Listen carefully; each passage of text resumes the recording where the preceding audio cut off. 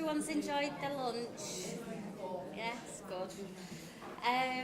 Just in those little folders that you have got an evaluation. If you wouldn't mind pulling that out at some point and completing it when you can through this afternoon. So we're going to crack on again now. We're going to start talking around people that are living with dementia, and we've got a good few speakers this afternoon. So before I do that, I wonder if I could just ask you to listen for a few minutes to Lindsay from the SCN. So she just wants to share some project news with you. Thank you, Jane, for letting me crash. It's just a very small plug. I won't take too much of your time. So I'm from the Strategic Clinical Network, but as Kim mentioned this morning, I work on Dementia United, which is the Greater Manchester Dementia Strategy. And I just want to give you a very brief history of where we are now. But in autumn of last year, Dementia United went to all 10 Greater Manchester localities, and it was a bit of an information gathering exercise. So we found some of the great work that's happening around Greater Manchester, and we also asked people what were the more perhaps challenging areas that we can work on. So from that, you won't be able to see it, but it's we've got 10 focus areas that we'll be working on. It's our work plan that will bring us to 2021. And we have so these 10 focus areas, and we've got a golden thread that runs through all 10 areas. But one of those areas is interest. I noticed across the group, I think there's actually a couple of people who have already expressed an interest, so thank you very much. But some areas that we'll be focusing on, just one thing to let us in some of the things we want to work on. We'd really appreciate your input in that. It would be brilliant, and I feel like today's audience might be the right audience. And obviously looking forward to this afternoon, we'll be learning more about palliative care and dementia. So I won't take up any more of your time, but thank you for listening. And as I say, there's a piece of paper to write down your contact details if you do want to hear more. And I'll be around as well for the afternoon if you want to ask me any questions. Thanks. Thank you. Dr. Nancy Preston again, who is going to talk to us about some of the research with regards to dementia patients. Something I just thought I'd say before I start on this is you might not realise it because we're not very good at saying what we're good at in this country, but we are the top place in the world for palliative care. We are #1 and we're always #1. And there's a few places nudging us like Australia and Canada and stuff, but we are absolutely world leading in palliative care. And I think we need to remember that. And you know, when we do our European work, it's incredible how far ahead we are. And most places are only really doing it in cancer care, if that. And so I think just, you know, it might feel like today we're saying all the areas that we're not doing so well on, but actually overall, we are world leaders in something. And the Daily Mail might not believe it, but we really are. So mainly what I'm going to talk about is Namaste, which I'll come on and explain. But there's been a few little projects we've had as well. But I think Namaste is something I'll explain it, but it's a lot of places are interested in using it in hospices, care homes, and it's for people with dementia. Just to say at the beginning, this is my mum. So my mum got dementia in her early 60s. The picture on the left is she's 67. It's the day before she went into the care home. This is on her 70th birthday. I honestly couldn't have got a better picture. You know, before she went in, I was getting her hair done nicely. I had her made up. She'd wear her next clothes. She was, you know, she was a young woman, really. She was 67. They were lucky to try and get any of her hair cut off by the end. She'd been sectioned. Her clothes were baggy because you needed big enough stuff to get on and off. You know, for me, this it's hard, isn't it, dementia care? You know, and I think most of us doing the research in this area, my mother-in-law died in the same care home of dementia. It's personal. Family carer meetings. So he's making sure the families are coming in, discussing it with the staff and introducing advanced care planning. So we're trying to implement that and find the best way to implement. That's just some next research project. But Namaste is a trial. So the little image at the top is Namaste. It's like the hands, and you have to say it's marvellous because I designed it. And Namaste, I say it's honouring the person within, and it came from a lady called she developed it really, when I describe it, if you're a nurse, healthcare assistant, it's all the things, OTs, everyone would agree with this, it's all the things we should be doing, but often doesn't happen in the care home. In the care home, most people get left in the room, left in the day room, and not too much else happens. They get fed and watered. I think that's what Vera said. We fed and watered, and people don't use whatever abilities they've got left. It's difficult to find out a meaningful activity. As a daughter visiting my mother and my mother-in-law, to come up with a meaningful activity was blooming hard work. I used to do her nails, I used to do like hand massages, but there was not a lot I could do with her. And the worse she got, the less I could do for her. So the Namaste trial, Namaste itself, which I will explain, has been introduced in quite a few care homes, quite a few hospices. And what Joyce Simard would say is it doesn't cost anything extra, it can be done by the usual care team, and it dramatically improves people's lives. Now what we were saying was, is it really cost neutral? Does it really not take extra staff? And does it really make a benefit? Because actually we don't really know. We've got a lot of anecdotal accounts, but we don't know. Running parallel to our trial, which is a trial really more about, in the end, finding out if it works, is another trial which is actually looking at how do you implement it. So they've kind of gone, so it does work, well, how do we implement it? And we're kind of back here going, hang on a minute, this is a big investment for care homes. Does it work? Is it going to work? So the Namaste Care team, we have a website which is up there, so if ever we put anything up on about it, you can go to the website to look it up. And the lady in the middle, Catherine Froggatt, is the professor who heads up this study. Catherine, I've got a picture of all the team later on. So yeah, Catherine at the right on the left heads it up. Catherine and I, Sherma does the stats again. Leslie was a Macmillan Nurse District nurse, and she's our researcher. Shaquille's the trial manager. Then we've got the team down here who mainly do research around older people in dementia. They're in Hertfordshire. The chaps in the middle are the statisticians, big time at a clinical trials unit. At the bottom we've got Julie Kinney, who is the lead clinical consultant, or nurse consultant at St Christopher's, who's specialising in care homes and the elderly and dementia. Jo does the health economics. Now these two people, their parents, our wife, died of dementia. And so they're carers who help work with us on the study.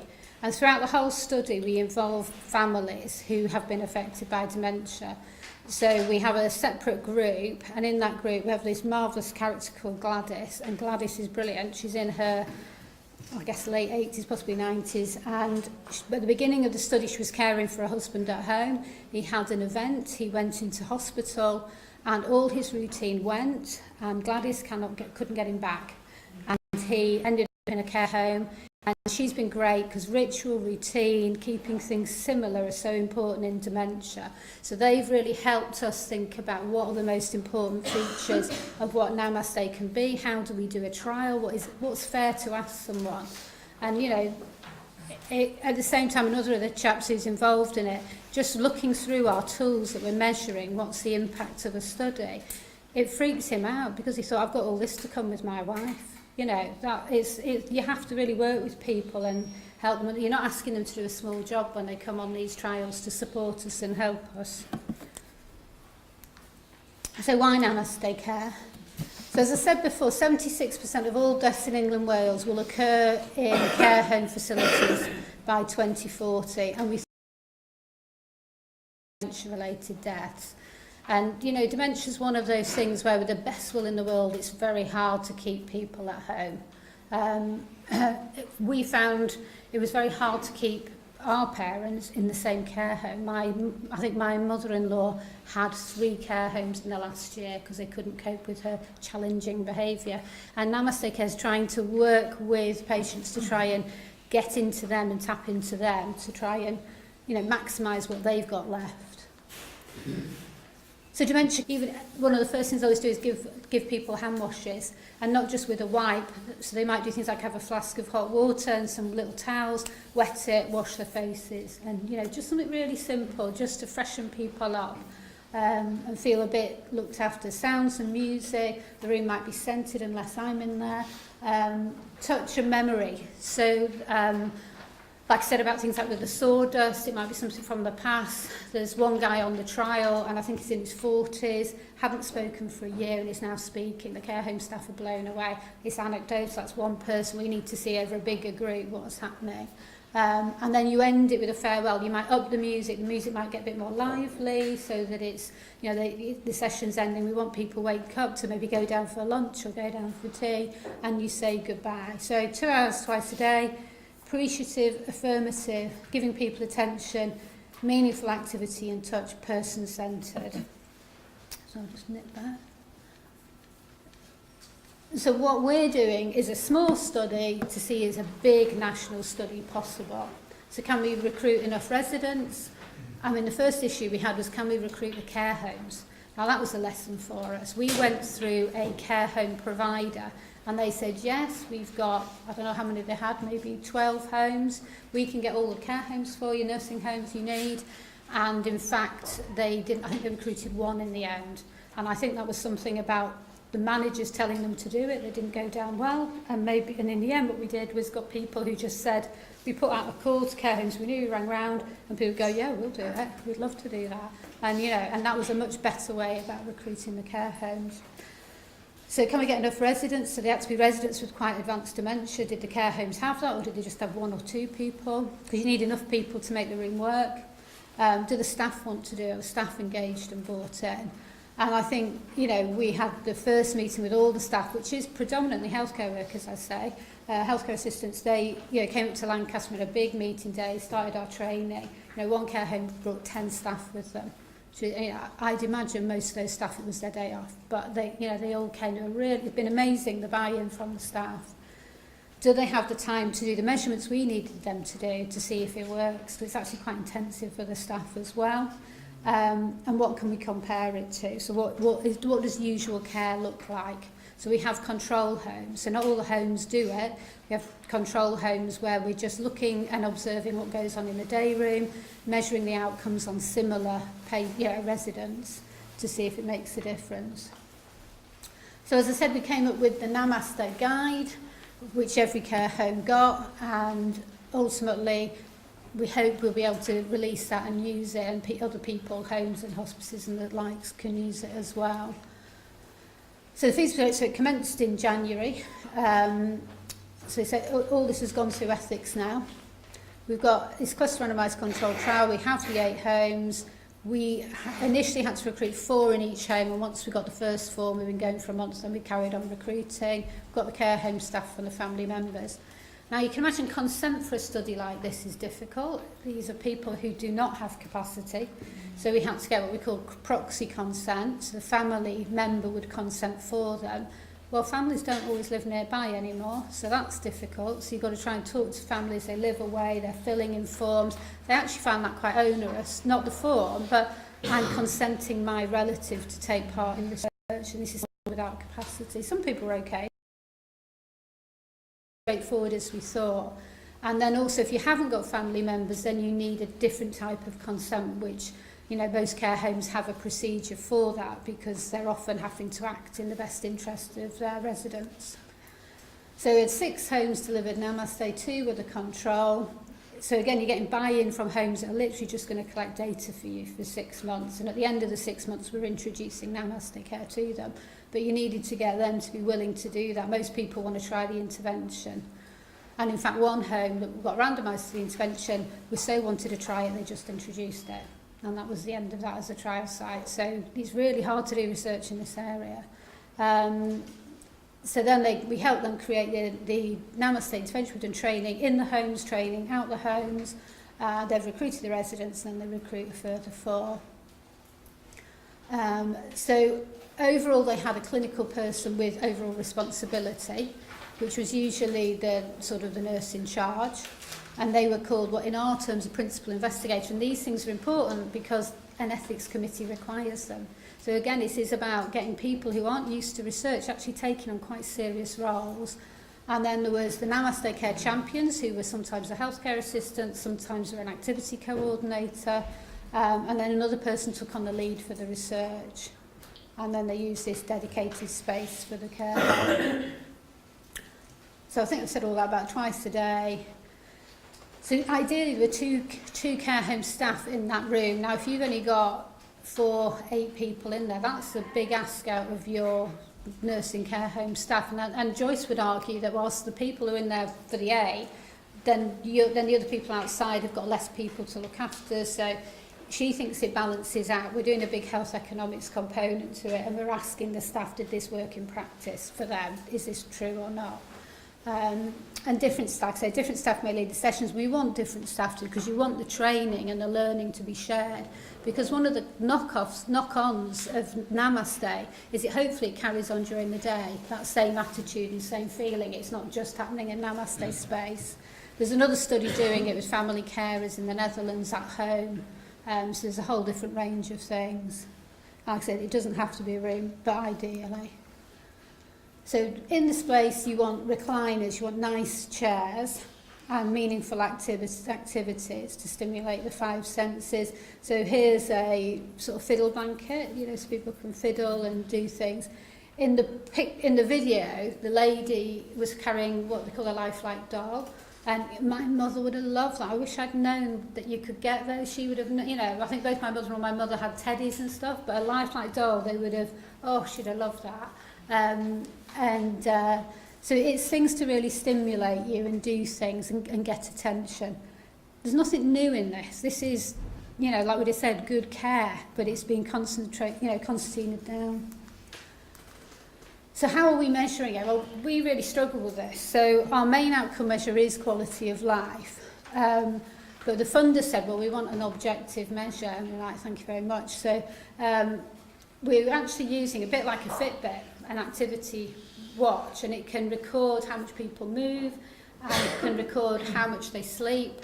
So one of the things we're hoping is people sleep a bit more maybe they're easier to go off to sleep, they've been more stimulated in the day, maybe they're awake in the day. We've just got, we're going to have 4 weeks of data on each person in the control and the intervention, and we'll see what happens when we analyse it. We did say to the homes, if you think someone's just good, most homes said, they won't keep it on, they'll lose it, and we thought this was going to be awful. I thought my mother would never have kept one on. So far, everyone's worn one, and we haven't lost a watch. So it's worked incredibly well. And of course, the families are really interested in this data. So if they see that their family member was awake and alert most of the night, and the light was off all night, what do we do with that information? It's very difficult, for the care home staff and for everybody involved. And then we've got lots of questionnaires about what did they think of Namaste, how often did they do it. They record what happens in the Namaste space, what activities occurred, so we can get a feeling for that. So again, see, this is a naughty picture because she's in a wheelchair, which shouldn't happen. So what happens in Namaste Space, who was there, what was done and to whom, they provide logs and how many times a day it happened. So the progress, we've got the nursing homes and we've got the residents, and now we've just got lots of data. So we're at the moment in masses of sort of data analysis. Unfortunately, we didn't spend all our money too quickly and have actually given us an extension so long as we can work within our budget. So we've got our researchers for a bit longer, which means we can really finish things off, including interviews with bereaved family members to say, what did they feel, because they will have received the care right until the end. And then just a final plug for our PhD programmes. A couple of people have spoken to me, so that's great. And also, I put that before, but I'll probably put it a bit quick because there is a phone number if someone was looking for it down here if they wanted to go to that conference. So yeah, any questions? Yeah? You must have had the people involved in this, they must have very detailed life histories, life stories, for you to be able to base what the meaningful activities were and what quality of life you wanted for that person. Yeah. So some of the training was to do that. Way ahead in very person-centred. So that was part of the Namaste though. So that was something new that the staff did as part of the Namaste research. So we got them to do that. So when they considered a resident, they then had to have the family carer meeting to discuss all those issues. So it had to be someone who knew them pretty well. And that's the problem if it's someone who isn't being visited or doesn't have that. It's much harder to make that a real, they'll talk about them in terms of the last few years rather than their life story. So I mean, in fact, I think everybody has had a family member as part of the study. But interesting, a lot of the family members, we want to interview them, and a lot of them don't want to be interviewed. And that happens in all our research. We normally get about a third of family carers will be interviewed because people just, it's too much, don't want to do it, Do you know my name, as I told you? No. But you hope, see, my family, if they asked me, would say crochet. Because crochet, and it's things like that. What could it be? Or, so that's why you need a decent enough family history for someone to know what is used, what you would like to do. And I suppose it's a bit like the memory boxes you're doing. If all of it, it's almost like awful, isn't it? But if you're prepared in advance, what would be useful and what music put on anything from the 1980s for me, there's going to be specific things I want to listen to. I'm probably not going to be too bothered, but I'm not going to go for, Def Leppard or something. So it's like, it's about sharing those stories as well and maybe writing them down yourself. So the other point I'd actually like to ask is, would there be any way that we'd be able to capture or sort of bring out of that the use of medication? Is there a reduction? So we're looking at that as well, so we're collecting that data as well. Yeah, and we're looking at, is there a reduction in hospital admissions? Yeah. Yeah. I mean, Joyce says there is. We'll see if there is or not. But equally, we might be in care homes that are quite good and not over-prescribing already. Yeah, we're embracing the concept of life story work and life histories and person-centred care. Yeah. We're not going to be sort of jumping on the bandwagon of antipsychotics. Yeah. That's the same thing. Oh, right. Not antipsychotics, Yeah. Yeah. Hi, Nancy. Sorry, I missed the beginning of the session, but it was. I think in part you answered the question, but it was the role of the family carer in the project. I'm a little bit surprised at what you said around family members and family carers not wanting to take part in the interviews, and I wondered how involved and engaged are they from the beginning of the process? Because it feels, just from my experience of working with people with dementia and carers, that those opportunities for that kind of engagement involvement are usually really well received. So they're really into the Namaste Care. Yeah. They will happily come in the Namaste room and work and be part of it, but it's the burden of them being interviewed after. And we have that across all our end-of-life studies, really. Like the study we did in Europe on integrated palliative care, all the other countries had nearly 100% family carer, interviews, and we're always around 30. We do it for bereavement studies, for our upfront studies, and partly it's about, I think it's mainly burden and people. I think in this study as well, people aren't often that local, and so we're often to do it by telephone, Skype, and some people, older people, don't always want to do the research bit. They're very happy with the Namaste. Yeah.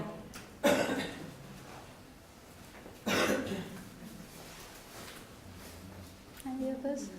Oh, yeah. Could this link in with the Alzheimer's Society document that says me? Because that's all about what's important to a person living with dementia. It just feels like it might tie in. Yeah, so we're working with Alzheimer's on it. So we did the PPI through Alzheimer's, and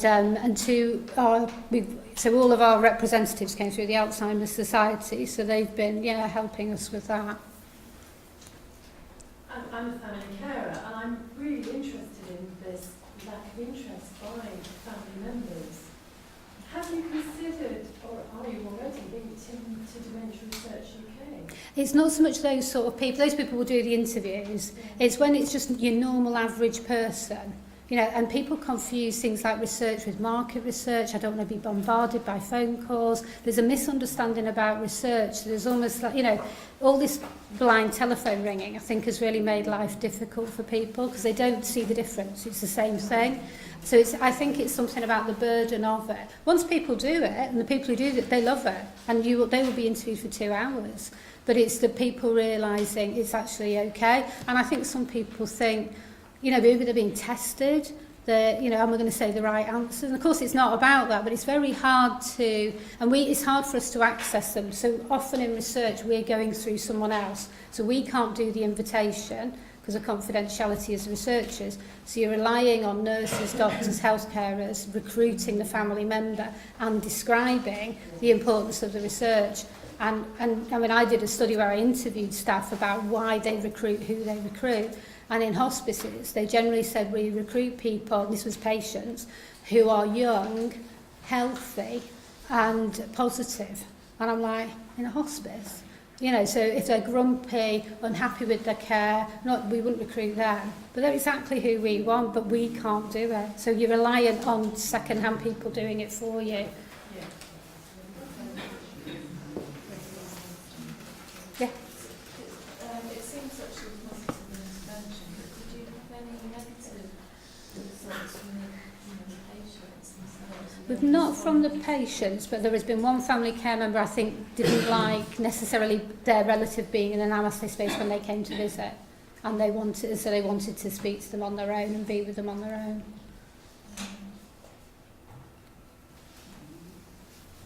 Okay.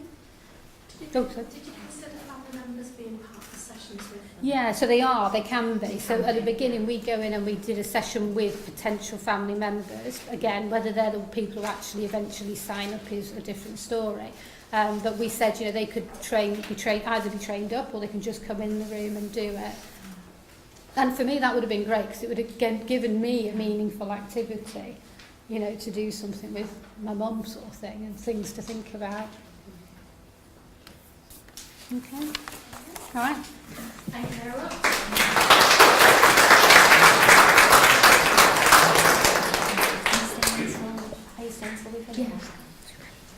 Okay.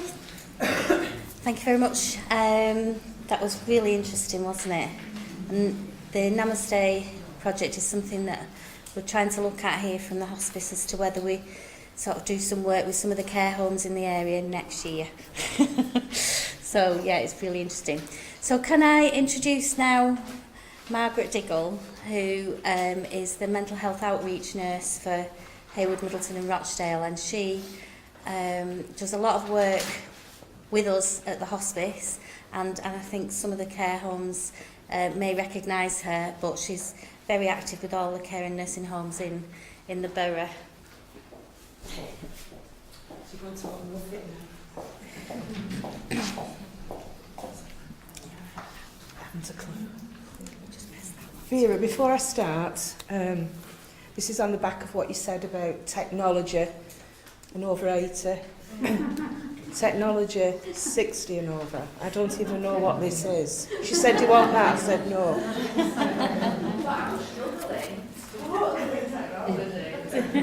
So Jane said, I'll just sort of tell you this before I start. Jane said, would I come along and do something here? And I said, yeah, that'd be fabulous, because I do some work with a hospice anyway. And I said, it's what we usually do, because we do role modelling and we put shows on and plays on, and we're extremely good. And she said, no, you need to up the ante a bit, Margaret. You're going to have a stand, you're going to have a thingy. We need something that people can see. I said, I don't do that.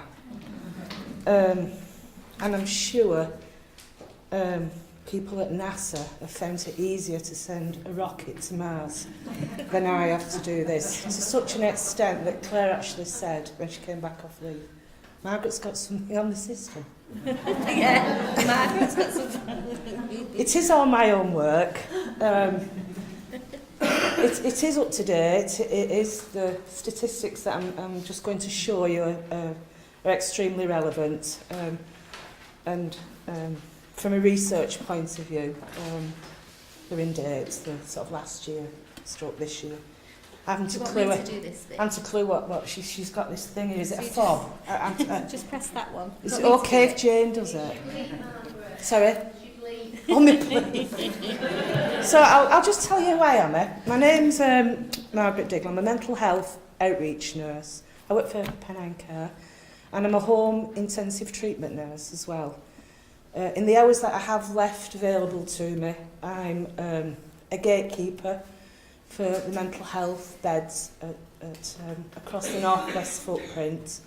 And when our single point of entry nurse is on leave, we cover the single point of entry service as well. And the few hours that I've got left then, I like to come up here and sort of talk about dementia, because it's my absolute passion.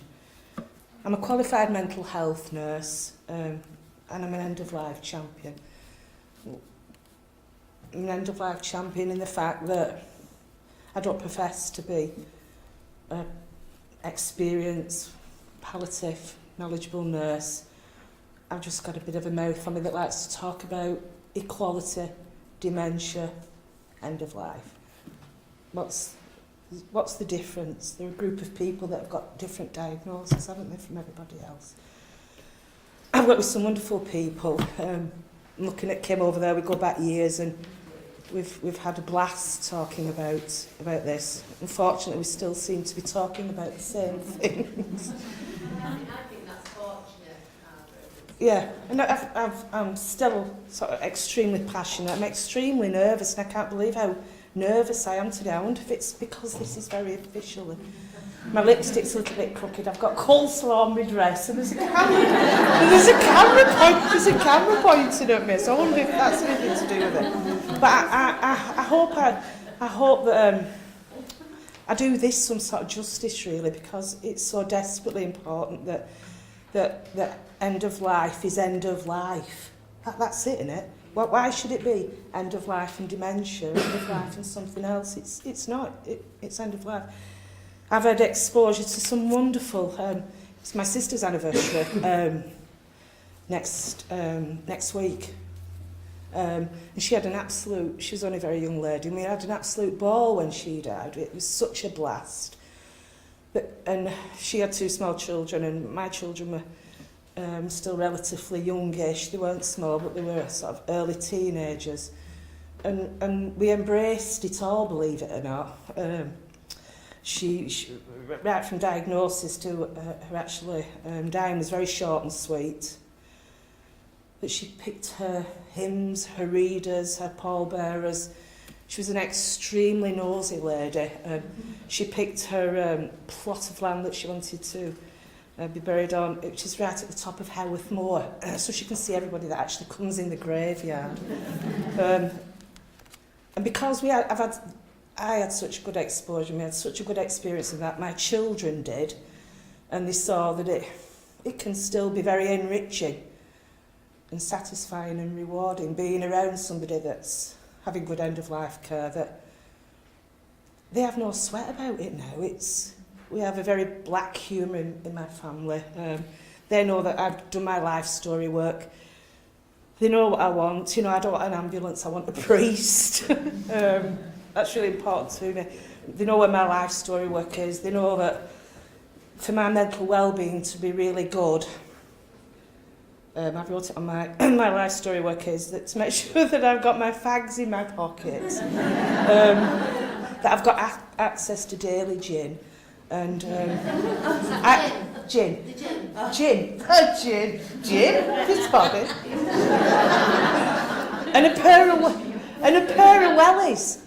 You don't need anything else from me. You'll know, and I'm going to stop saying this now because I know I'm going to be one of the statistics that somebody mentioned earlier that somebody's going to get. There's going to be quite a few of us that get dementia. There's nothing sure of that I'm going to be up there, so I'm sort of laying the ground now so that remember me when I come through your service. Gin, fags and wellies. And I don't need nothing else. You know that if you do those things for me, my mental well-being will be sound, thank you very much. I'll be grand. So I think that's me, is it? I thoroughly enjoy... I'm delaying putting this on, aren't I? I thoroughly enjoy the work that I do up here. I'm very much involved in the passport that Jane's set up.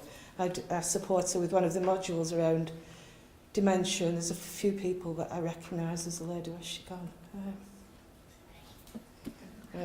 No, it's not you. I got the wrong lady, didn't I? I'm terribly sorry. What we do, we do role modelling because we're great believers, I think, that people we need all this, but people need to see it in action, don't they? They need to see what it looks like. So we do a scenario that around the dinner table, and we have a goodness and a badness, and how we support somebody with nutrition and their hydration around in a very busy environment that the care homes are. And it's very interesting. You know, we have two tables.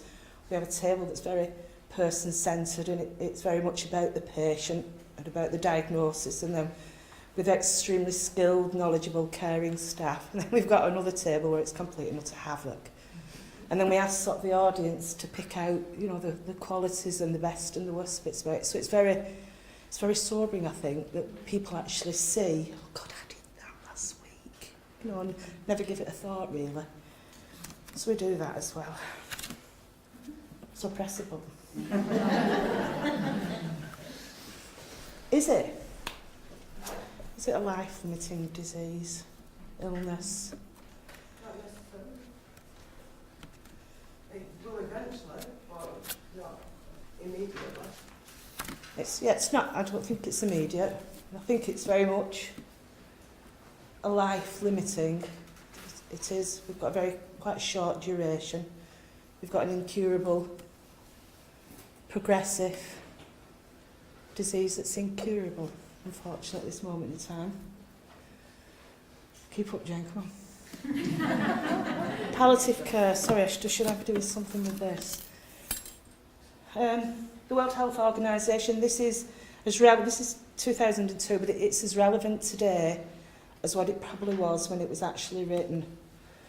I'm not going to read it out to you. There's probably nine people out of 10 who probably know what palliative care is, and it's very much what it is on the thing. I don't do these paper things. Sorry. Jane? So if dementia is a life-limiting illness, should a palliative approach be adopted? Where does a palliative care philosophy sit? And I'm very much into this, about when do we start living with and dying from?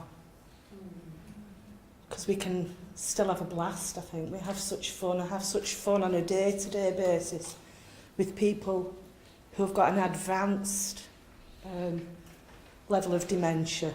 And I have such fun with them just by being. I don't do anything wonderful. I'm not a smart, clever nurse.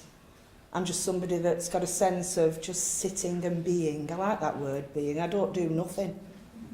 I can just sit. I spent a couple of hours yesterday with a patient, and we just sat and held hands for a couple of hours. And that was it.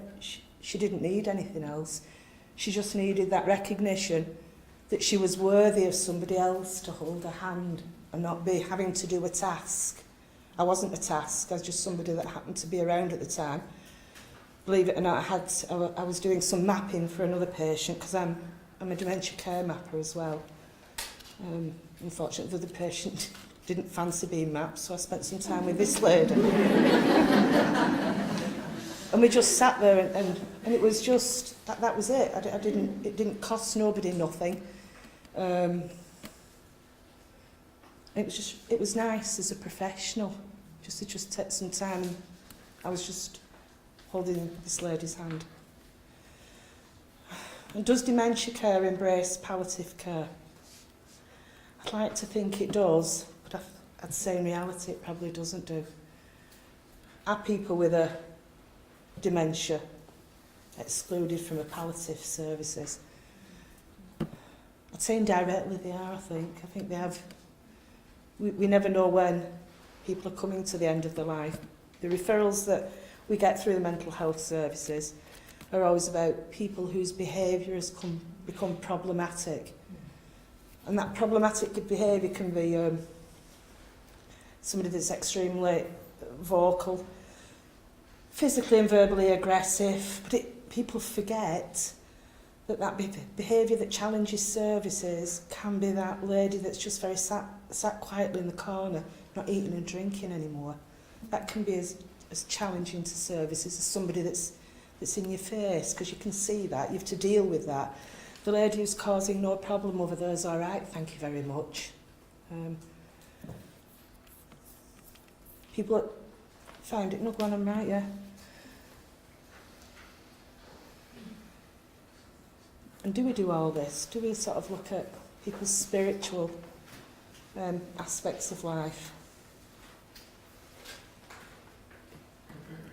But that's one of the first things that I do ask people when I receive a referral through a mental health outreach service. We triage the patient, we contact the home and ask them what the problem seems to be, and that referrals come from a variety of sources. And part of that triage will be, are people at their physical optimum? So we're looking at trying to rule out a delirium first. And when we do get out, one of the questions that I do ask people is, do they have any sort of religious or spiritual support? And that's about, that's another facet, isn't it, that we can gather life's histories from, life stories from. Because it doesn't necessarily have to be from mum or dad or aunt or uncle. It can be from the postman that delivered the letters to this lady for the last 40 years. It can be from the social worker, it can be from the pastor, the priest, or the vicar, whoever. So yeah, for me, spiritual needs are desperately important. Do people want some religious ceremony? Do they want to receive Holy Communion on a Thursday afternoon?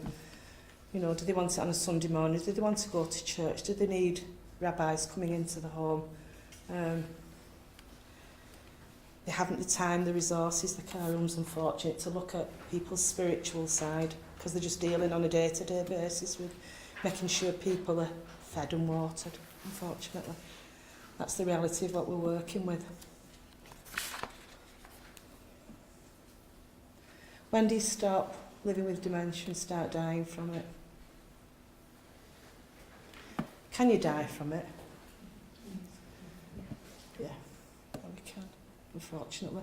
And I bet we don't know the true figures neither, because one of the problems I think that we have is that how many times do we see dementia as the primary cause of death recorded on a death certificate?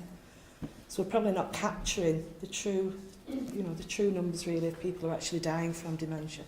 We usually see it recorded, don't we, as a secondary cause of death. Dying with and from. May not be the main.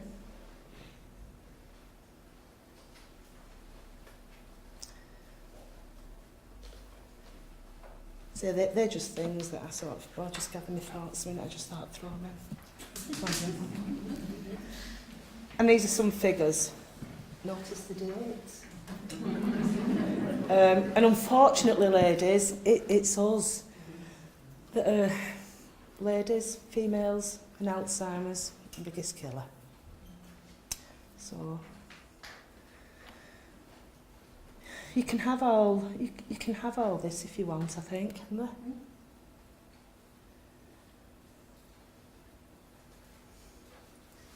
See, I'm just usually a natter of me.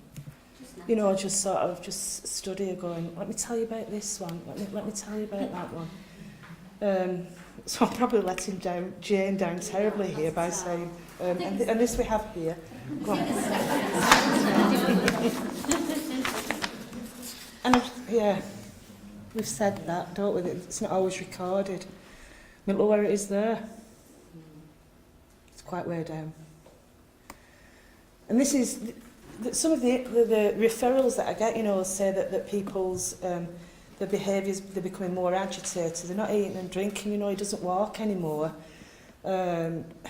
He's talking, and we don't understand what he's saying. And I always say, is it end of life issues that you're looking at now? No, he's not end of life. So I'll go out and myself and the team will go out and we'll do an assessment, and there has been occasions where the patient's been dead a week later, but yet the staff are saying, no, it's part of the trade. No, they're not end of life. We've still got this issue, haven't we, that people still say, they'll say things like, oh, have you spoke about death? No. End of life? No. But they were saying something about passing the other day. So it was passing? What you're on passing? Passing what? Morrison's? What? The people... It's like saying you're a lesbian, isn't it? They'll go, lesbian. They'll go, yeah. Well, people just don't say it, do they? I struggle with that. Death, dying. They're okay words, I think. It's this passing over, and I don't do that. And these sort of other, these are our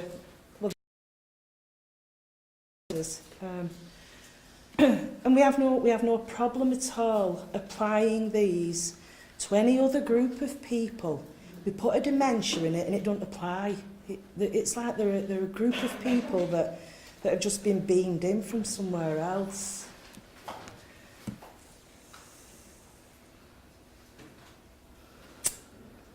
And I think the date on this, I think this is as appropriate now as what it was when I started talking about this then. You know, we ask for... I've just been nursing a patient at the moment. He's a 96-year-old gentleman.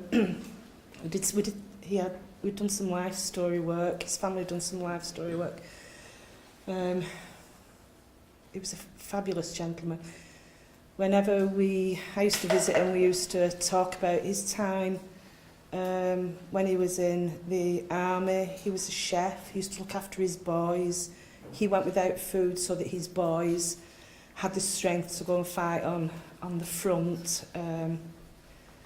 And the referral was about his reluctance to eat and drink. And he was becoming more and more agitated. More and more the staff were pushing him to eat and drink because they thought that that's what he should have been doing. So I was called in to sort of, the referral was, and I got allocated this gentleman. I went out and started looking at some life histories, and we started talking about, and he used to like a glass of wine. He only liked red wine.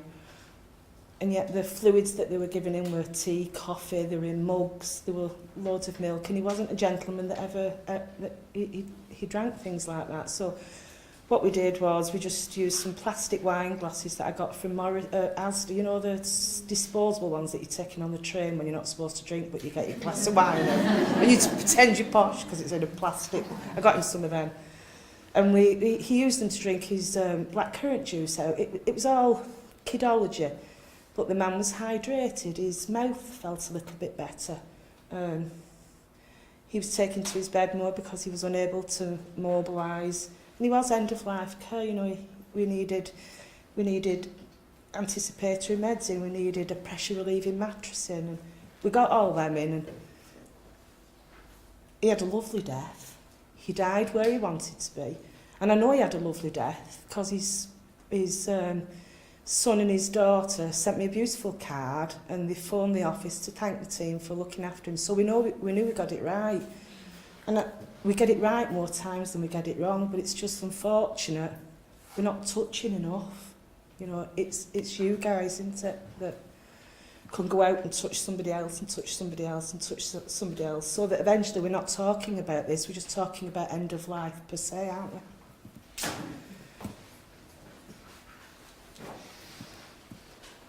And this always surprises me when I'll say to people, you know, I ask them the surprise question, would you be surprised if your patient died within the next 12 to 18 months? Oh, no. You just said they were end of life. No, they're not. So which part are we not getting right then? You know, have we got a DNR in place? Have we talked to the family about it? Because more often than not, when I get out there, I went out to a patient, myself and a colleague went out to a patient on on Sunday afternoon. He's an extremely advanced gentleman. He's got a mixed diagnosis of a vascular and Alzheimer's. He's in a home that's unable to care for his needs anymore because of the high level of agitated behaviour that he's displaying. So he needs a reassessment so that we can get in a more appropriate setting.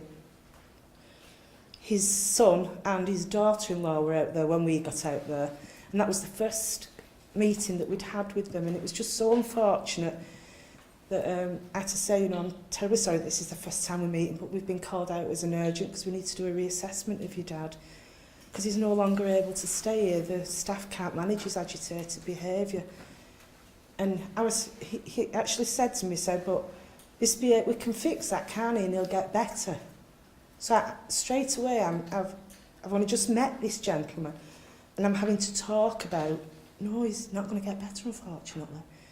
So we spent the next 3 hours talking to this family about, not necessarily about this specialist assessment that I was out there to do anyway, but about the disease progression, and there is no cure, unfortunately, but that we can still live well with it. It's not about dying from it, etc., etc. And when I came out, we were really late for finishing our shift as well, and we found it so emotionally draining because we hadn't got the mindset ready for that. We were going in to do this specialist assessment. So when we got in the car, I remember saying to Lucy, my colleague, were we a bit heavy there? You know, like we just sort of said, hiya, oh, by the way, can we talk to you about end of life? She said, no, it just sort of flowed really naturally and everything. I think we were really heavy, you know. He's going to be distraught, because this family did go away extremely upset, extremely distraught. And it was unfortunate that we had to leave them. But we knew we got it right when at the end of the shift on the Monday, that was on the Sunday, on the end of the shift on the Monday, I was day off, but Lucy texted me to say that this family had phoned the office and couldn't thank us enough. So it was like, no, we weren't that heavy then, were we? It's just that we had very limited time to talk, so we have to talk really quick and get everything in. And you just have to get it right, haven't you? Because you have to just pick it up in a moment, what way to go with this family. You have to pick it up really quickly, don't you? Do you hug or do you step back? Are you frank or are you diplomatic? And I'm not diplomatic, mate. I know I'm not. You know, I'm fool's rush in. There it is. Lack of recognition and understanding that it is life-limiting. It has got a long trajectory, hasn't it? You know, people can live 9, 10, 12 years with an Alzheimer's. The earlier we get it, we don't live that long. Is it okay? Dementia diagnosis today, 4.5 years. It's probably less the younger we get it. When do you have these end-of-life conversations? Is there ever a right time to have it? There's lots of... I have lots of sort of ideas about that. Do we get it as part of the diagnosis? Do we have that conversation then? Do we have it that at a memory clinic when you're going back for your diagnostic and you're told that this is the disease that you've got? Do we start looking at it then? I wonder, when do we ever talk about it? Do we talk it before we even get the diagnosis? Do we talk about it now? Do we do our life story work now? Do you know now? I've only met you half an hour ago. You know now what to do for me. So that's me. I'm covered, thanks. And there's never a right time. There is always a right time, because I think if we listen closely enough, people will give us a cue. They'll give us a minute where we can just get in there. There was a patient a few months ago that we got a referral for. She was extremely psychotic. There was things crawling out of her hair. She was 98 years of age. There was things crawling out of her hair. She was very mentally unwell. So we got her an urgent psychiatric assessment, and there was the medication that she was prescribed was very appropriate. There was a marked reduction in her psychosis. She was quite settled, but some of the language that she kept saying was that she wishes she wasn't here. Well, I don't know about that. When asked about holidays and what would she's going to do at Christmas, I don't know about that. And I remember saying to the staff at the time, have we ever, you know, she's 98 years of age, have we ever said to her, what do you mean when you're not here? You know, was that her cue that she wanted to talk to us about something? And we probably just missed it. We'd never offend, would we? Because they'd say to us, talking about, that's not to do with you.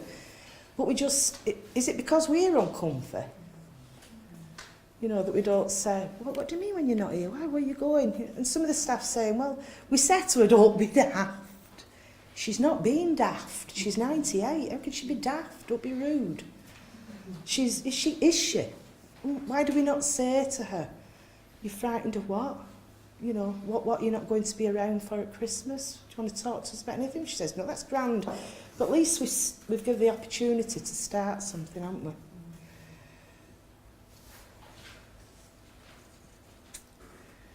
See, it's that medical model, it gets everywhere, doesn't it? You know, that regardless, we've got to make people better.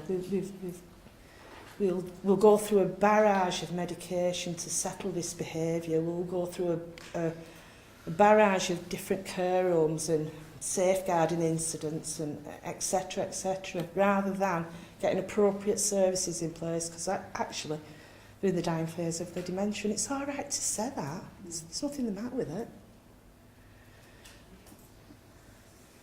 Is she rushing me now? There we go. Outside, fear of lack of skills and confidence. Hopefully that we should be able to take that off Jane, shouldn't we, shortly?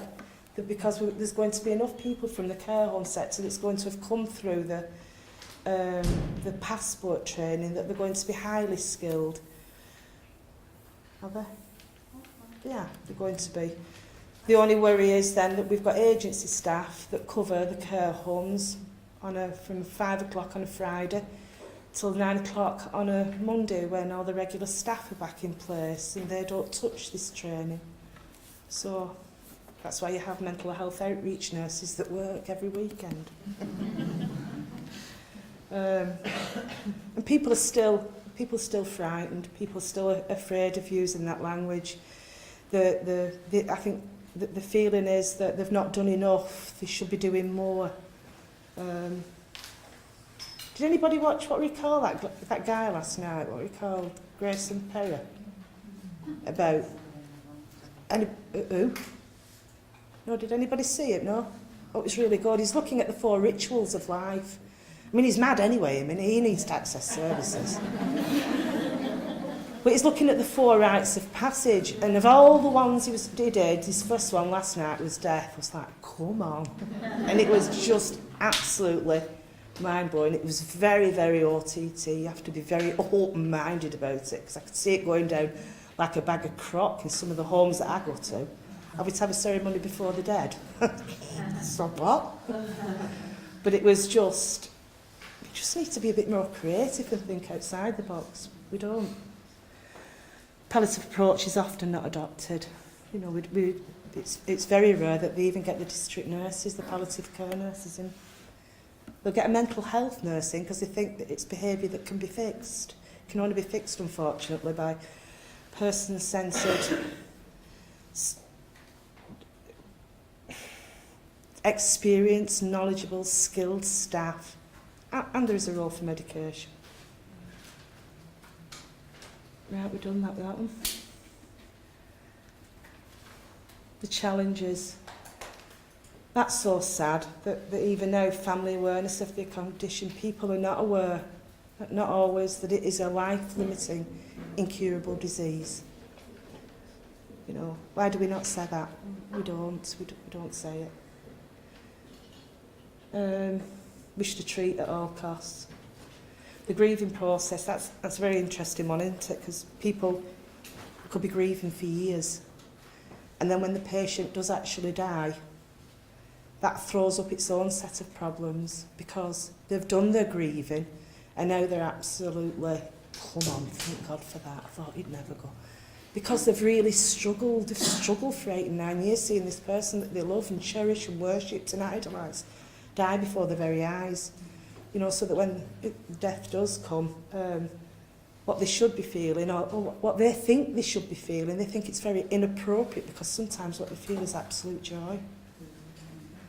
And it's about us saying, isn't it, I'm with you, it probably is a joy, it probably is a blessing. Advanced care planning, get away, we don't do it at all. Why do we not do it? Again, I think it's a fear. I think it's the that people think we're actually giving up now. Well, you've got all that in place. I mean, that's why the Liverpool Care Pathway was such a wonderful piece of work. How that fell flat on its arse, excuse me, was the fact of we didn't tell anyone about it. We didn't talk about it. We didn't tell anybody or have a discussion about it. All of a sudden, people coming out going, you sort of know what's this LCP? That's it. Oh, right. Bury him now then. Just, it was about communication, weren't it? And nutrition and hydration, that's a serious big one, isn't it? You know, what do you do? Do we continue to support people with the dinner, with drinks? Yeah, we do. You know, why would we not do? And deciding the best place for end-of-life care. I don't know where I want to go really. I think I want to be at home.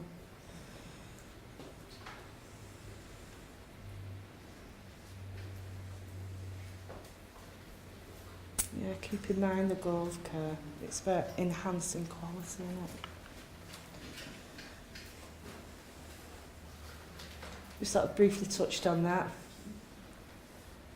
So, yeah, that looks far more articulate than me saying it, doesn't it? Much grieving before death, yeah.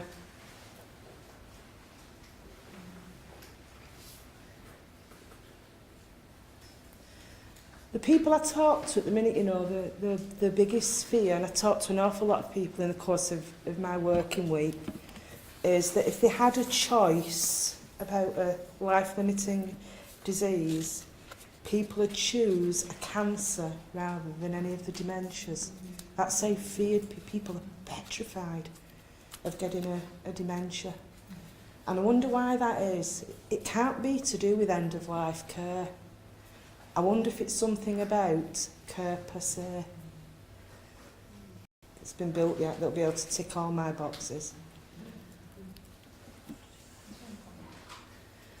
There we go. Observe and interpret behaviour. If you know me well, you'll know that the behaviour that I've got is just another way of trying to tell you, because I've lost all my abilities to verbally communicate with you. It's my way of telling you you're hurting me. If you're holding my hands too tightly and I'm trying to headbutt you in the face with my forehead, it's because my elbows are really sore. You know, but you'll have no problem with that because my life story what's told you that. In fact, I've got sore elbows.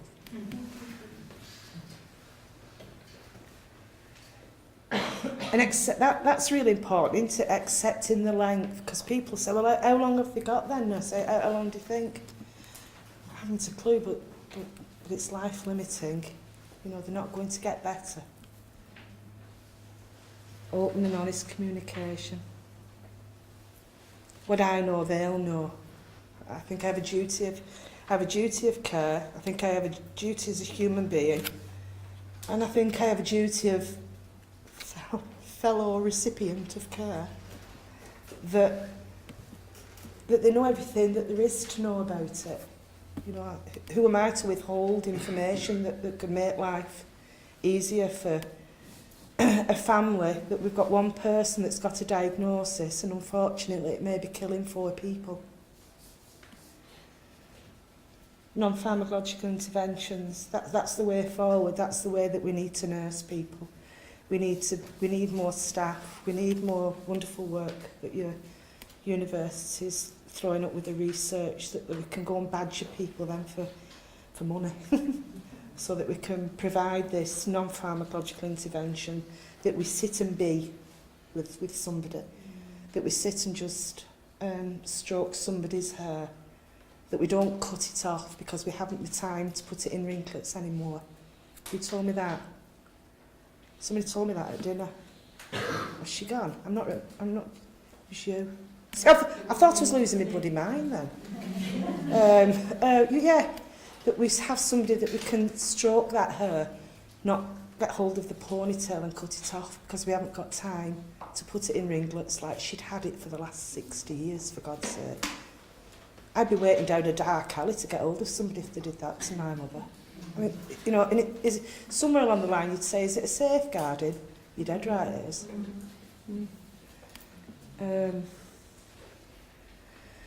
And support. It's about supporting the individual, the relatives, and the staff as well. You know, a lot of the people that we've got working in care homes are young, inexperienced, no history around death and dying, have they?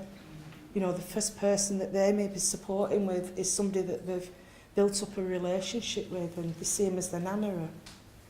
So that people need support. It's got to be coming to an end, this year, hasn't it? Or real life examples. I'll give you loads, haven't I? I'll give you loads. I could stand here. There's an example. Every day my job's an example. And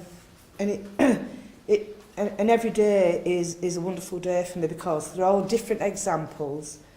And they're just fabulous, really. I can't think of anything else to say about it. That it's just fabulous, isn't it, Kim? That it just is. I can't imagine my life without people with a dementia in it. Does that sound daft? But it's just they make my life a little bit better, I think. Like they've gone. Thank the Lord for that. I did look at that one. Has anybody got any questions? Because you're supposed to ask that, aren't you? I think it's interesting, and I don't know if anybody else has noticed this, but whenever they bring out reports and pathways of things, even the one that's just come out, I think this week, on the dementia pathway, end of life is always at the end, and we know the end, obviously. But when they're talking about advanced care planning, why aren't they mentioning that when they're talking about post-diagnostics? Because it's just at the end, well, it's too late then, isn't it? Yeah. And I think that's something that we really need to sort of push, is that it's not at the end. That kind of thing needs to be, and your life story work needs to be done much earlier in the diagnosis, doesn't it? Well, I remember taking the leaflets. You know, the leaflets. The name's just gone out of my head. Da da da da da da. You know that you said to it. I took some to the memory clinic and asked. Thinking ahead. And asked the service manager, could I leave these in the foyer? You think I'd said, and can I shit on your shoe? I swear to God, he nearly had a heart attack. Indeed you can't, Margaret. Why? Why can we not? We're not throwing them in your face. They're there, they're part of the literature that's available for this diagnosis. You'd see it in a cancer service, wouldn't you? You'd see it in a heart failure service. We don't do it. I'm going to text some more back at weekend. You don't work at weekend. I'll put them out at weekend. We've tried with him several times, haven't we? We're just waiting for him to retire. No, he's not going to do. He's picked a bank shift up with me on Sunday, so I'll get into his bones on Sunday. Okay, thank you very much. Just on that, when I'm going out to community groups and the young, I've been to the young onset dementia groups and everything, the people are saying to me, why isn't anybody talking to us about this? Why aren't we? And it's our fault because we don't want to. In relation to memory clinics, because obviously that's my background, in that we have introduced advanced care planning within post-diagnostic support and give lots of information and offer people that opportunity. And I think what we didn't anticipate was how many people would want to do that and how time to do it properly. It takes time and it takes skill and it takes energy. And I think sometimes, particularly the memory clinics, are commissioned in certain ways that won't help you to be able to do that because it's very much around how many. It's exactly because of that as to why we've trained some of the volunteers to have advanced care planning, to do that with patients, because we know people haven't got a lot of time. And for some people, their advanced care planning, it might be, well, if I'm dying, I just want to be at home, and that might be it. But for a lot of people, it may be, you know, make sure I've got my lipstick on, or make sure I'm looking at Claire then, because that's one of hers. Or make sure I've. Make sure. That lady said, which is fabulous. It does. But what's going to happen now is that we've got the Alzheimer's Society that actually sits on the corridor now of the memory clinic.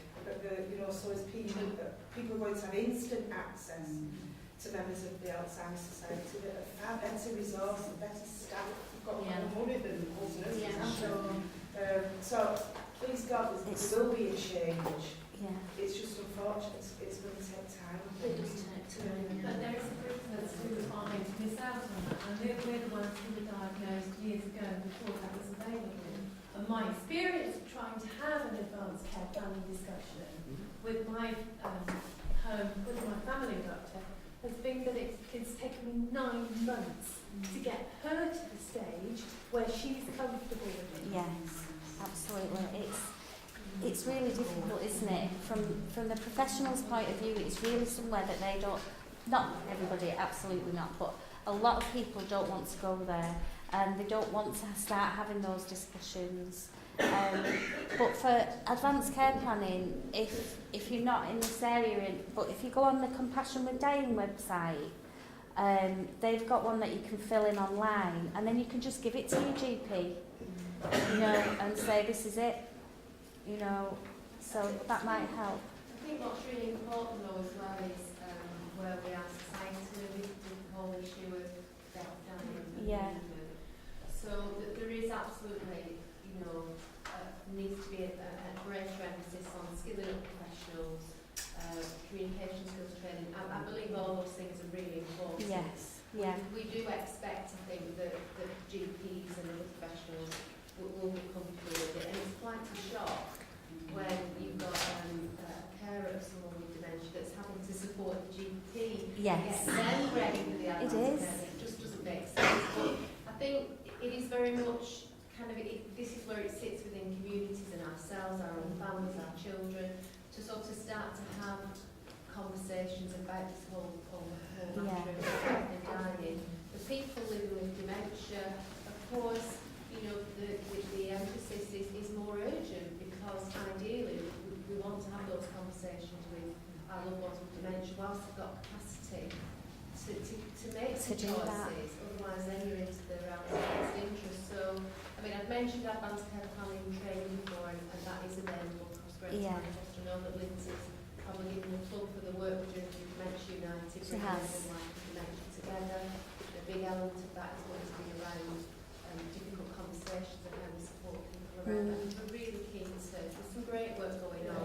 There is, yeah. But it is still an issue. But if we're confident as members of the public, so a bit like you've done, is say, right, come on, I want this conversation, then we're almost winning the battle to a degree, aren't we? Because we're comfortable and we've written down what we want.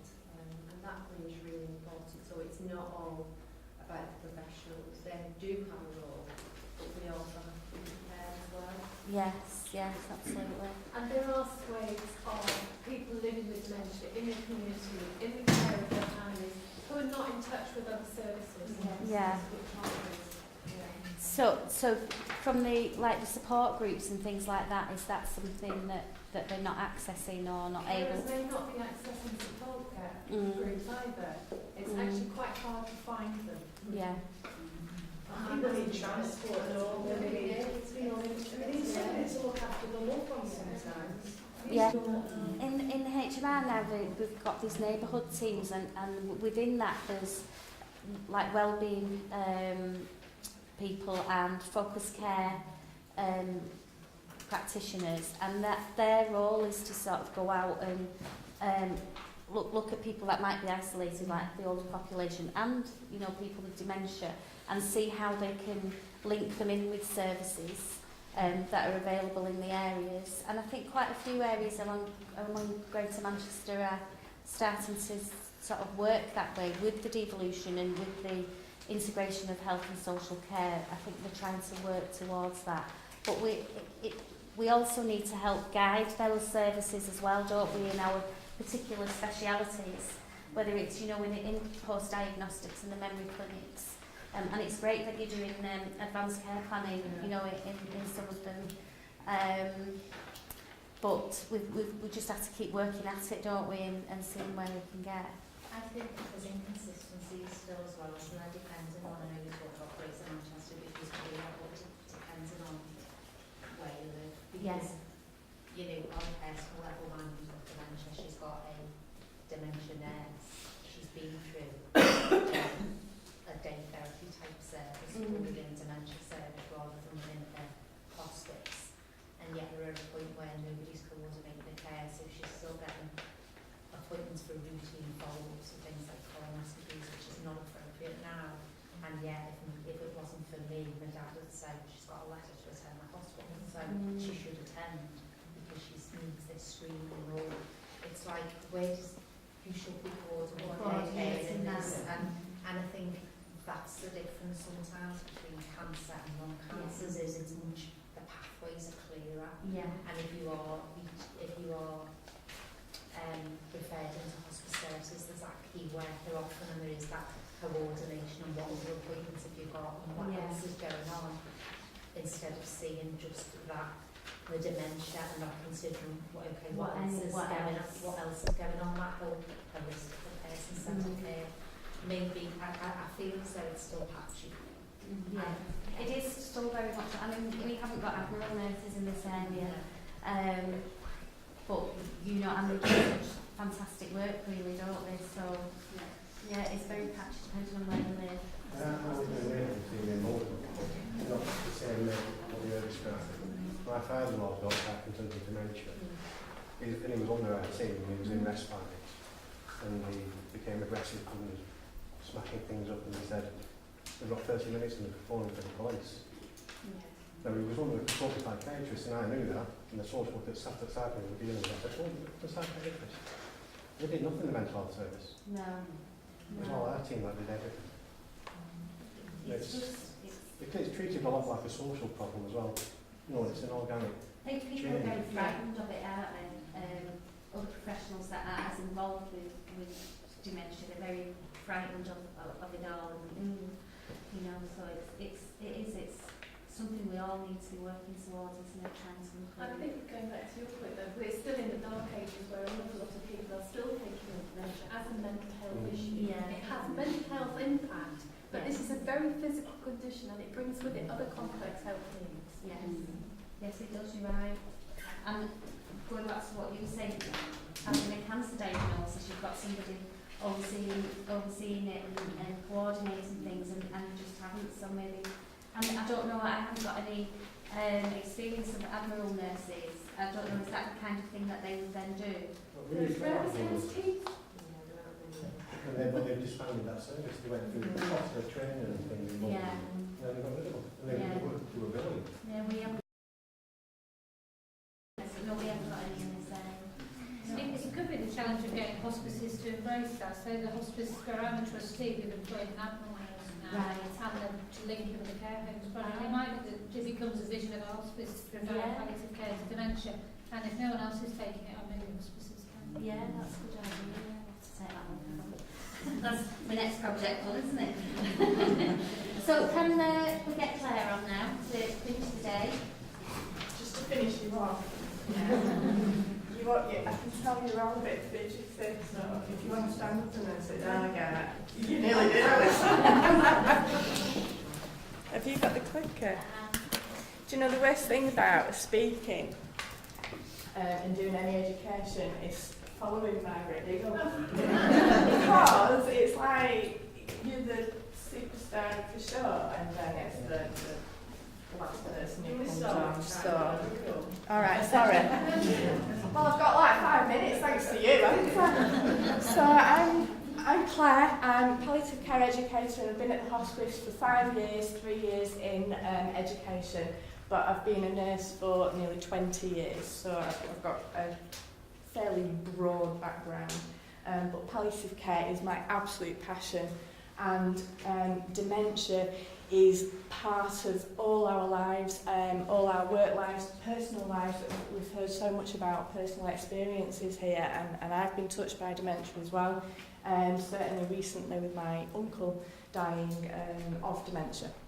So it affects us all, doesn't it? And education I think, is key in trying to get the messages, all these difficulties, all these issues that you have brought, that you've discussed. Education is key in all society, whether you are a health social care professional, whether you are a child, whether you are working in a supermarket, in a restaurant. Everyone has a responsibility to know about these things, and then only then can we improve it. So that's my little high horse kind of pedestal moment. So education then. Well, it's quite a pertinent slide. You don't know what you don't know, and it's only when you know that you think, oh yeah, I needed to know that. For example, nothing to do with dementia, but did you know there are more atoms in a single glass of water than there are glasses of water in all the oceans of the earth? You do now, don't you? It's mind-blowing on a Friday afternoon at 2:45, but you'll go home with that knowledge now. This blows my mind. Of all the people in history that have lived to the age of 65, half are living today. Did you know that?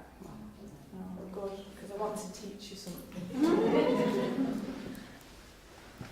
And then 57% of carers who care for someone with a dementia diagnosis say that their loved one is not treated with dignity or understanding. That's another fact, another statistic. Did you know that? You probably had an inkling after all the stuff that you've heard today. So, those first two facts that I've told you, next time you're at the pub quiz, next time you're in your social circle, you'll be able to blind them with science. When you know better, you do better. The third fact, and everything that you've heard today, hopefully will force you to do better for those who have a dementia diagnosis and for the families that are caring for them. End-of-life care strategy, 10 years old now. Most people, when questioned, stated that a good death for them meant dying with dignity, meant dying with a sense of emotional well-being. And the way that we care for our dying people is a measure of our values as a society, as our work as health and social care professionals. We don't have any dress rehearsals, we can't rewind and re-record, we've only got one chance to get it right, so it's our duty to get it right as often as we can. And this is where we come in as educators, and obviously I'm going to talk about Springhill Hospice, because that's what we do, and our Palliative Care education passport. Because we want to provide education that ensures that high quality person-centred care is delivered across, well at the moment, Haywood, Middleton and Rochdale. I know there's brilliant education programmes going on across other areas, but this is a particular, obviously it's our baby and we're very, very proud of it. And we base it around concentrating on the learner. It's learner-centred education in order to provide person-centred care. Pretty good catchphrase, isn't it? That? So, the passport itself provides a solid set of holistic knowledge and skills for all grades of staff. It doesn't matter whether you're a domestic, whether you're a GP, whether you're a consultant, a registered nurse, a healthcare support assistant. You are welcome on the passport and it's tailored for your needs. And there's 6 sessions covering all aspects of palliative and end-of-life care. And again, it's all about dignity. Dignity, care, compassion, that really runs through the entire education passport. And also, what runs really integrally through it is advanced care planning, and you've all kind of heard about it and talked about it already. It's so important. These discussions are incredibly important. if you remember way back this morning, when Nancy was talking about these various trajectories, we know how difficult it is to predict decline in function, in cognitive function, in mobility, in how that deterioration is going to take place with frailty and with dementia. And right from the first session of our passport programme, we are asking our participants to look at these trajectories, to look at dementia, and really think about advanced care planning discussions. And looking at that trajectory, when is it that we should be having these discussions? If we can't predict when this decline happens, when the deterioration may happen, it's all individualised, isn't it? When are they going to lose the capacity to be able to tell us their wants, their wishes, their beliefs, their values, their life history? That they're not going to. So they recognise very quickly that we need to be having these discussions really at the start. So, alongside the passport, and I'll talk really briefly about the passport in a minute, we do the dementia module, and we work very closely with Margaret Diggle, as she's already mentioned, because you've got your wealth of experience and you bring a certain je ne sais quoi to the sessions. So we want people to gain awareness of dementia. We look at 8 principles of dementia care. We promote a person-centred approach. It's all about person-centred care for individuals who are living with dementia.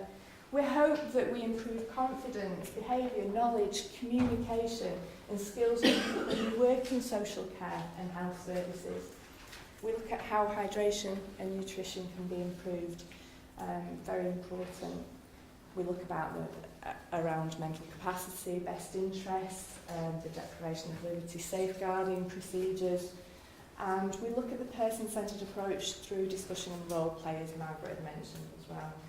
And the role play is carried out by the course facilitators. It's important that we tell the audience that, because otherwise they start panicking and sweating quite early on. But what we do want them to interact with is reflecting on what they're already experiencing personally and professionally with regards to dementia, and then hopefully we can share best practice, because that's key in education as well. So I was looking around recently, and I'd never heard this before, but you probably are all really clever and know about this old story which involves 6 blind men. Where am I going with this? 6 blind men and an elephant. And to cut a long story short, each man touches the elephant to identify what it is. So they don't know it's an elephant, they're blind. So we've got a guy up here touching the ears, thinking it's a fan, and touching the tail, and it's a rope, and the tusks, that must be a spear, and it's a snake, the trunk, like I thought it was a snake. It's a tree, the big leg. The point of that is, Michael Babbage, I don't know whether you've heard of him, he's an author of a book, Dementia, Mind, Meaning and the Person, and he analyses this, he relates it all to dementia, in that when we consider patients with dementia, rarely do we see the whole elephant in the room. And if we ignore the totality of the illness, which you've already said, that the human experience, not just the dementia diagnosis, not just the behavioural problems, if you ignore that, then you'll fail to treat the entire person. And that's what we want. We want this holistic care. So this is what hopefully the passport does, because we go through all different aspects of palliative and end-of-life care. So we look at advanced care planning, we look at psychological, spiritual needs, assessment, care planning, symptom management, care of the dying, the individualised plan of care, syringe drivers, all the drugs maybe, do not resuscitate orders, care after death, communication skills, which are crucial, and the specifics of the dementia module together, I think, with the passport, hopefully serve to provide this holistic care. That we can really teach this person-centred approach, which then can identify the person or the elephant as a whole. So the passport itself then, there's some little photographs of our dementia sessions. It looks fairly similar to how we're doing it today. Since we've launched the Palliative Care Passport, we've had approximately 600 health and social care professionals come through the programme, and about 100 of these have attended our dementia module. I'm just going to, boast a little bit now, so this is the feedback. I've not put any rubbish feedback on, because there wasn't any. So they've said, after the dementia module particularly, they gained more knowledge. They thought the presentation was excellent and good useful information and role-playing scenarios. They've stated that it's improved skills, informative, the speakers made the course interesting and engaging. And this is the best feedback. They've gained more understanding about dementia, and they'll be able to put it into practice, and that's all we ask for. And as I've said before, it's open to all skills sets, all staff, GPs, carers, domestics. Can you see how I've messed about with the PowerPoint presentation? I thought you're wicked. NASA's got nothing on me. Registered nurses, commissioners, allied health professionals, they're all there. Probably missed a huge amount. But if you want to learn, don't matter who you are, we want to educate. I won't really talk too much about this. It's very, very recent that it's come out this year, the Dementia Training Standards Framework. Someone was talking about coordinating care, and that's a recommendation in this. Having that person who will say, this is where you need to go, this is what needs to happen. So we're looking at the training framework. It's split up into different tiers according to staff levels. I'm not going to read through all this. Safe to say that this tier 2 is for the majority of people who work in the health and social care sector, and will come across people with dementia at end of life and palliative care. And if you do read that very, very quickly, hopefully you'll see that it marries up to what we're doing in education here at Springhill Hospice. So I think we're getting there, really. Because, see, I've rushed through this and I'm doing good. We want to inspire and educate and have staff who are champions of dignity. They're caring, dedicated, compassionate, resilient, courageous. They'll challenge poor practice. And who never forgets the human being within the diagnosis of dementia. The end.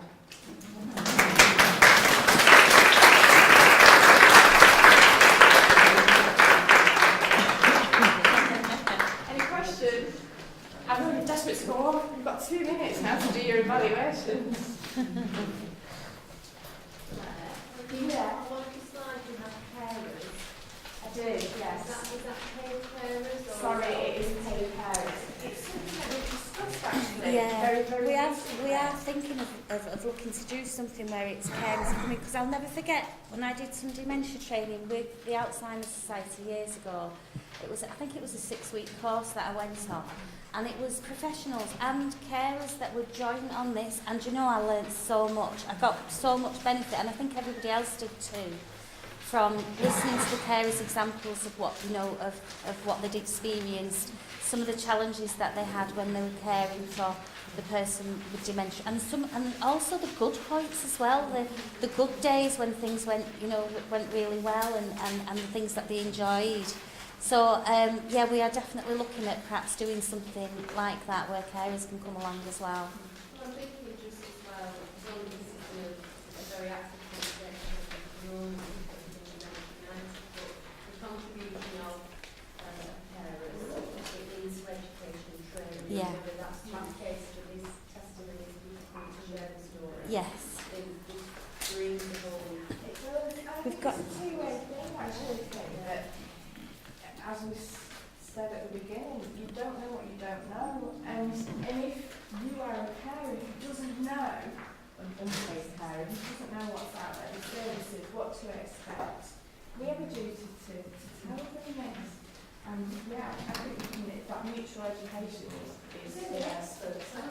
They're the experts, absolutely. We become experts by experience, but a lot of carers start out with absolutely no experience at all and are very, very frightened about what the future's going to hold. Exactly. And that's where we And if you're going to increase morbidity in carers, then the training has got to be key. yeah, they're our next patients, aren't they? Absolutely. I think it's really important as well to engage with young people because they're the future I agree. generation. Yeah, I They're going to be agree. looking after me. Yes. So Yeah. if we can get them to move up and soon, we're the generation that we don't talk about death and dying, but let's change that for the future. Absolutely, yeah. Oh yeah, my children are Because they're actually quite receptive to talking. talking about. Well, they are until like 3 years down the line. Like, I don't want to talk about it anymore. Mum. No. It's been real. Thank you very much. So, can I just ask you?